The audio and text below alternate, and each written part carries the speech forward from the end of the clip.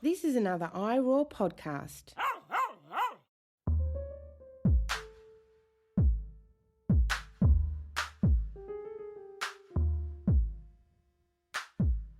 Welcome back to Season 6 of the Animal Highlights, where we're focused on animals and museum collections/objects. In today's episode, Rosa is going to bring two animals into focus, or two sets of animals: parrots, because Rosa loves her birds, and frogs, and the kind of relationships that are used between these parrots and frogs to bring about particular kinds of feathers. Hello, Rosa. Welcome back to the Animal Highlight. It's great to have you back on the show. So today we're not just speaking about one species, right? Yeah, hi Claudia. It's really nice to speak to you again. So this one I've stuck with birds because I love my birds, I love my feathers, but I kind of have expanded out to think about an object more as I'm going to throw the word multi-species out, thinking not just about the bird feathers, but also about other animals that might be involved in the making of an object. And of course, when we're saying an object, you're speaking about like an object in a museum, right?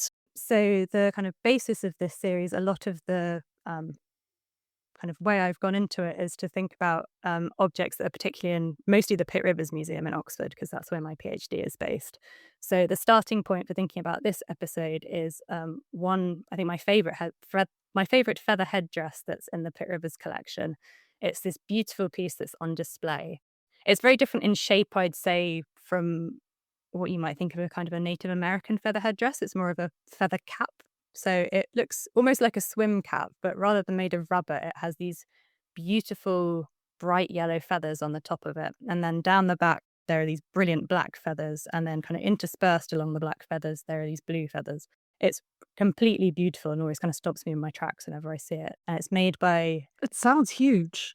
It's quite big. I mean, the top of it isn't massive because the feathers at the top are quite small. They're from parrot breast feathers, but down the back you've got kind of the long tail feathers of a curassow, are the black feathers. So it kind of come down to your mid back, I think. So it's kind of making a statement with the color and the kind of presence of it. It's made by this community called the Munduruku in Brazil. We're not really completely sure how it got to the Pitt Rivers Museum. It certainly got there sometime in the 19th century, but the kind of documentation is a little bit murky. I would say there's like so much to talk about with the Munduruku as a community and, their whole history and their kind of entanglement with European colonialism and how Munduruku objects got to European museums. But I think if it's okay, because we're in an animal highlights episode, I am going to slightly put that to one side and focus on the parrots. But maybe in the blog post, I'll add some links if people are interested in kind of that side of the kind of anthropological aspect of it. Of course, the human-animal connections here are really important and significant, but it is kind of interesting to focus on the animal artifact here and to think about how it comes to be. So yeah, I'm really excited to hear more. Yeah, it's amazing. And I think, it's impossible to disentangle people from this object because the process of making it is, it's made by people, and the relationships between the parrots and the people, I think, is something we'll really focus on.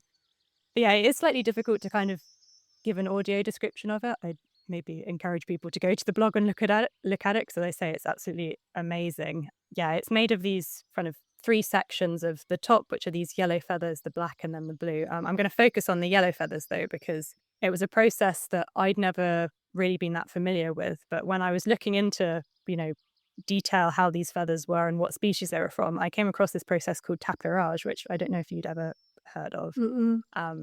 Yeah, I will say also, just a kind of little footnote on pronunciation. I'm saying tapirage. I'm not completely confident that that is how you say it. I've heard people say tapiraje. I've heard people say tapirage. I'm just going to go forward with confidence that it's tapirage, and I think we're just going to have to... We forgive you. So yeah, the thing that really struck me when I first saw the feather headdress was that the yellows on it are just stunningly vibrant and bright, and a kind of orange that when you see yellow parrot feathers from example, like a blue and yellow macaw, they have a certain type of yellow to them, which is very different from these feathers. So I think that's how I got down this whole line. It was actually just the visual kind of splendor of the object itself and what this yellow was. And so the actual yellow-orange hue of the feathers aren't ones that are naturally occurring in parrot feathers. They're not ones that are naturally produced. Instead, what's happened is they've been produced really specifically by people by keeping parrots in a very particular way. usually when you're procuring feathers in a kind of Amazonian context, most of the time the parrots or the birds are being killed. It's usually from you've hunted the bird and then the feathers are kind of a byproduct of that hunting. But in this case, what's happened probably is that the parrots themselves have been captured, probably as nestlings, and then kind of domesticated and kept in the community for the purpose of producing these feathers. And that's because tapirage is a really long process. It's not something that happens quickly. What it is the feather change itself occurs through taking your parrot, which you've loved and kept in your community, presumably, and then plucking all of its feathers. And you have to be very careful when you do this, because if you overpluck a parrot, it will die. So you're plucking certain parts of the feathers, usually I think the breast feathers, and then you're doing certain things to it. So we'll talk about this in more detail, but you're doing things like force feeding the parrot or rubbing it with particular substances, and you're traumatizing the feather follicle itself. So when the feathers grow back, they're not growing back their original color, which would have been probably blue or green, but they grow back this amazing yellow or orange. So what you're actually doing is kind of disrupting the way that pigment is deposited in the feathers as they grow and completely changing how they look. So it's this whole amazing process. I don't know how the Munduruku or any other of the Amazonian communities figured out how to do this, but it's not a quick process, and it's one that really involves kind of a whole other aspect of domestication and caring and kind of long-term care for a bird in order to procure these what must have been really valuable feathers, and kind of make sense that they'd be then put on this amazing feather headdress. It does sound quite painful, though. I mean, you're saying caring and stuff, but it does sound like it's a process that would have been quite sore for the birds, right? I don't assume plucking feathers is a pleasant process for the birds. Completely. And I mean, to kind of bring in our other animals to this, when you talk about an animal assemblage, it wasn't just plucking feathers, but actually there was then a whole other aspect to it of dart frogs would be introduced, would be the kind of other animal involved in this. So we do have to kind of rely on quite a lot of historical information for this. I will just say I don't think there's much, if any, tapirage going on today. And so I'm kind of getting a lot of this information from historical accounts from people like Alfred Wallace in the 19th century, who talked about kind of encountering this as a process that he was seeing when he traveled in the Amazon. But anyway, so dart frogs, you'd not only pluck the feathers, but you'd then rub dart frog poison onto the traumatized follicle, which was thought of as something that would then also help in changing the color. In addition to that, you'd force feed the birds. So you'd force feed them something like annatto, so the Bixa orellana plant, which is where, if you've kind of seen South American body paint, the kind of bright red comes from that pigment. It's also the color of red Leicester cheese comes from annatto, interestingly. Other animals as well. So there are accounts of them being forced fed parts of turtles, parts of river fish, parts of river dolphins. So yeah, you're right. These poor parrots are ending up in quite a kind of situation of being force fed or covered in dart frog, essentially poison. And we think of dart frogs as, a thing that you put on arrow tips in order to hunt and kill things. But actually, if you look at their Latin name, one species, Dendrobates tinctorius, the tinctor there comes from like tincture, which is to, tinge or imbue. So, and tapirage is the kind of French Guyanan word, which means the same thing. So there is actually this kind of legacy in the Latin naming of the dart frogs that is related to this process. Well, that's really interesting. I just want to make sure I understand. So you're saying, you're speaking now about a process that's a historical process that involved parrots and now other animals like frogs. And these parrots, as far as you can tell, were being kept for their feathers. And periodically or at different intervals, their breast feathers were being plucked so that the follicle would be disrupted. And then while that kind of disruption's happening, different substances such as the poison from a dart frog would be rubbed onto this, so that when the feather grows back, it would grow back a different color. And in addition to this, sometimes the animals were being force fed different stuff again because it was believed that this would change the pigments of the feather. That's exactly right. So I guess the kind of scientific aspect of it, and there haven't been a lot of scientific studies on tapirage, is kind of understandable, because I'm not sure you're really going to get ethical approval to do this to a parrot nowadays. And you shouldn't, I don't think. But yeah, so the way that, to kind of give a tiny lesson on kind of feathers and how they grow, so they're like fingernails or hair, they're kind of non-living materials. So the only way that their color is going to be determined is right at the beginning when they're being formed in the feather follicle. So the idea is that before the feather regrows, at that point of, you've just plucked it, and then the feather is kind of a tiny thing that's starting to regrow in the skin. That's the point at which you then apply dart frog secretions and then force feed them, so that you're then supposedly influencing the color. And the way it works is, parrot feather pigmentation are different from a lot of other birds. They're determined by both melanin, so our darker colors, so our blues and blacks and green and browns, but then also cetacephalin, which is where parrots get their really bright, brilliant, reds and greens and yellows. And what you're doing when you're traumatizing the feather follicle, they think, is you're stopping the melanin from being deposited. So a feather that would have been blue because you'd have had melanin influencing it would only come out with the cetacephalin pigment, which would then be bright yellow or orange.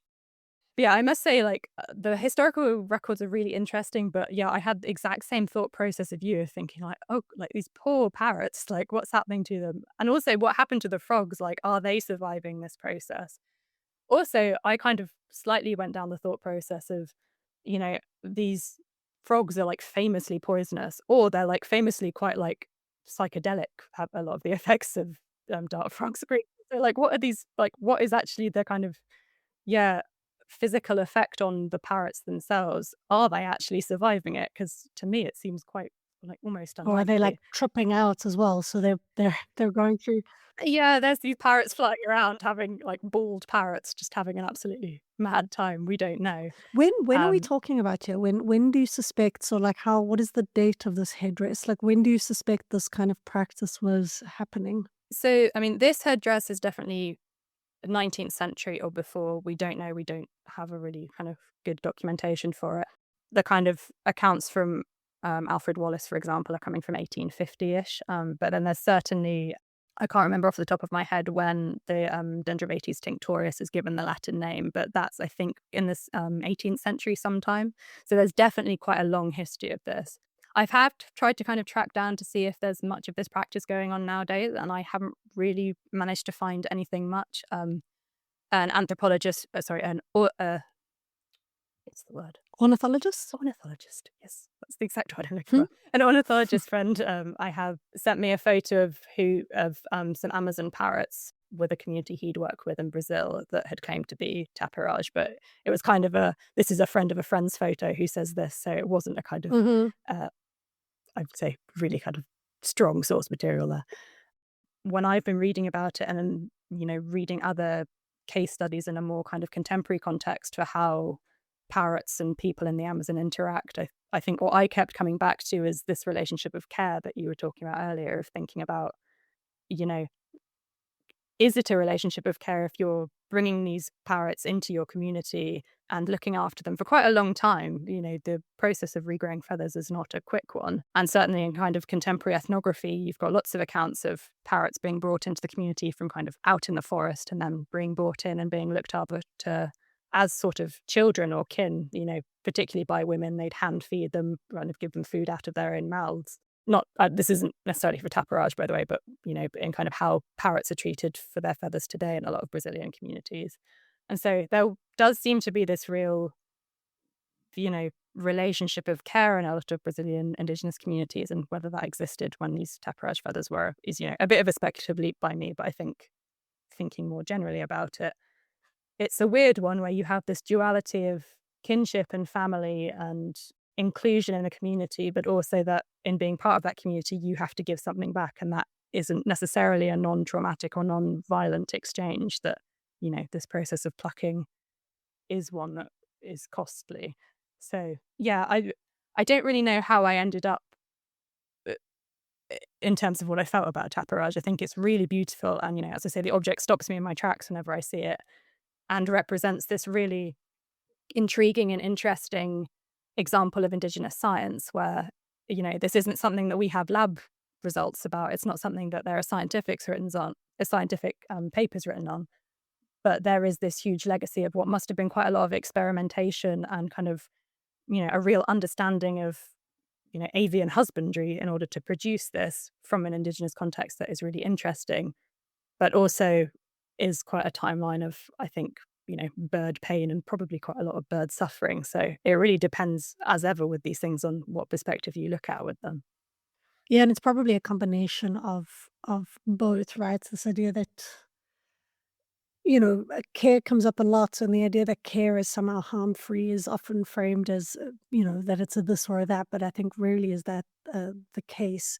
And do you have any, like, I was just trying to see now because actually parrots have never featured on the animal highlights, and I was just wondering, do you have any sort of um, facts or ideas about things parrots do? Because they're pretty ingenious little birds. And I mean, they're one of the few species that can speak. That much I know. And of course, you've got the work of, was it Alex? No, Dr. Pepperberg. Is that the one who kept the African grey and taught him how to count? But yeah, I don't know. Like, did you come across any sort of interesting or tidbits about parrots? Well, I mean, they are amazing. I must say, I have got quite a bit of personal experience. We have my mum owns a rescue African grey, and has done for a very long time. So I'm not in any kind of like scientific fact giving, but I must say, as having grown up with one in my household, they are amazing and they're hugely intelligent, and they have long lifespans, don't they? Really long lifespans, yeah. So I think, if treated well, I think they can live to like between 60 and 80, maybe. I'm not completely sure. We've certainly had our parrot for 35 years and he's still going strong. So yeah, they're, I think what really strikes me, he's called Gus, our parrot. What really strikes me about him is the kind of, it's a very alternative kind of intelligence, if that makes sense. Like, it's very different from human intelligence or, I've got dogs and horses as well. It's very different from that kind of intelligence. It's very different from us, but also just, they're amazing, amazing birds that I think. With Gus, there's always a sense of kind of bargaining with him, but he really understands there's a transactional aspect to, like, I will get back in my container if you give me a biscuit, but not until, kind of thing. I've always kind of appreciated about I mean, them, I know I recently saw that they've now, there's this huge upswell in kind of creating games for animals, particularly for animals who are kept or who tend towards being social and might be kept alone or in isolated situations. And parrots are, of course, quite social birds. And I recently saw a post where researchers are experimenting with having virtual calls for parrots. So literally like a Zoom call where the parrot can see different pictures of different parrots who are in other houses far away, and they can select which parrot they want to talk to. And these parrots have taken to it. So they click a parrot and they tend to have a preference for which parrot they want to chat with. So it means that they're able to form these connections virtually with parrots who aren't in the same room as them.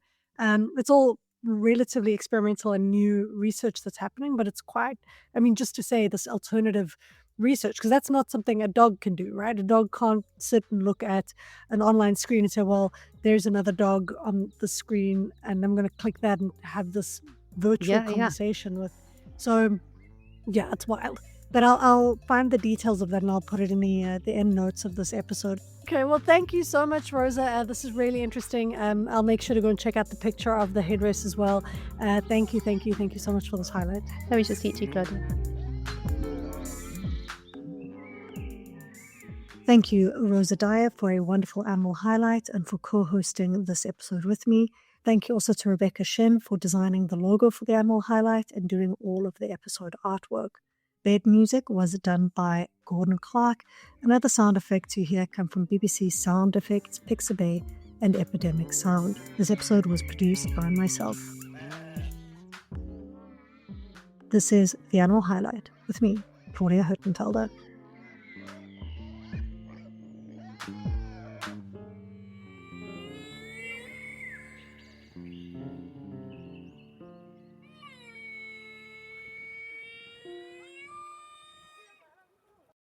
For more great iROAR podcasts, visit iROARpod.com. That's iROARpod.com.